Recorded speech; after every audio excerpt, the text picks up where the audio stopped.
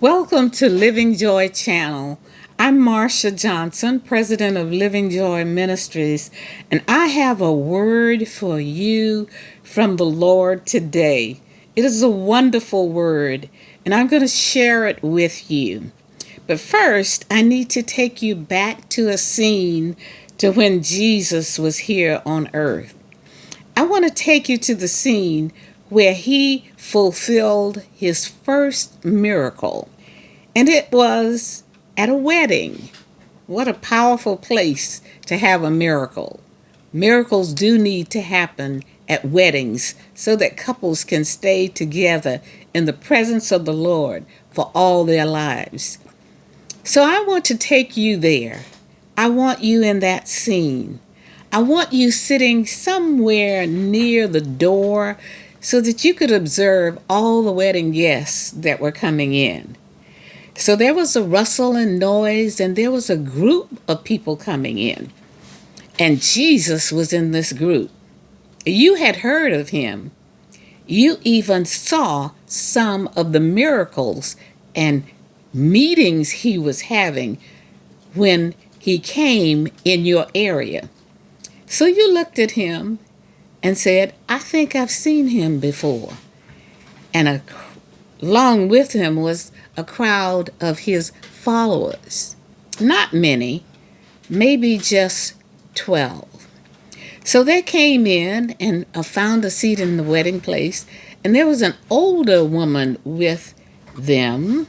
So you must assume that maybe that was the mother of Jesus.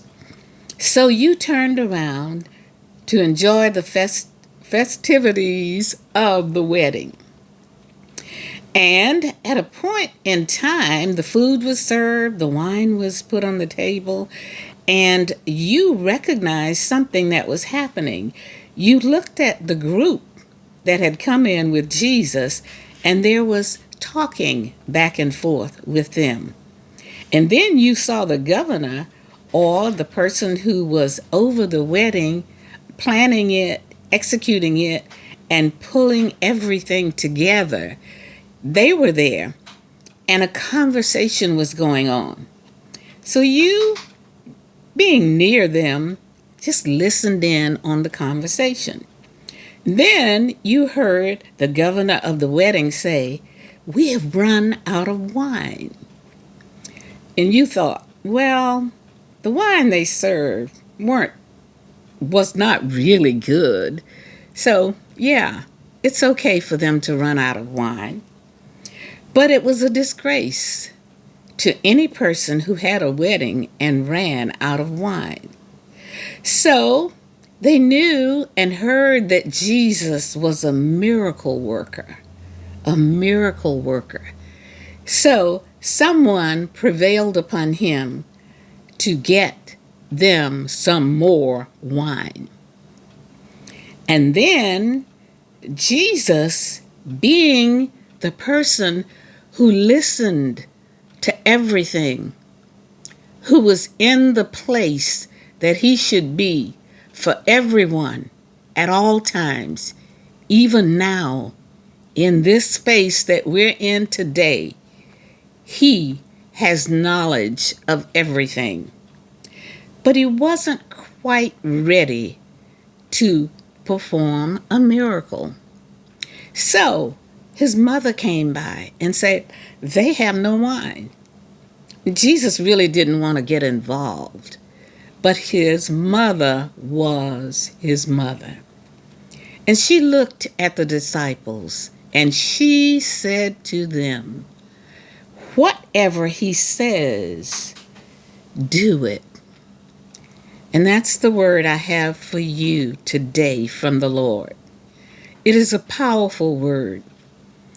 It has reached through the centuries to us today, in this hour, when the return of Jesus is imminent, when everything within every believer is exploding, going off. The bells are ringing. He's on his way back. But before he returns, we must participate in the harvest. So, as the mother of Jesus said to the disciples, whatsoever he says to you, do it.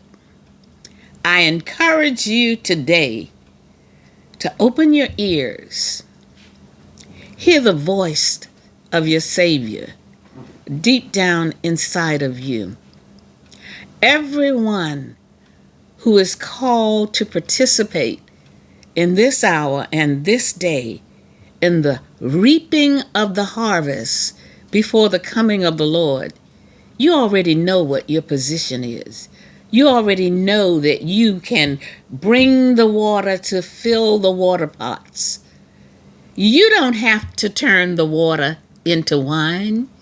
You just have to bring the water, fill the pots, do what God has called you to do.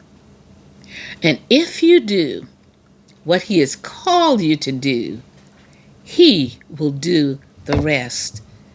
So that's my word today for you. Whatsoever He says, do it.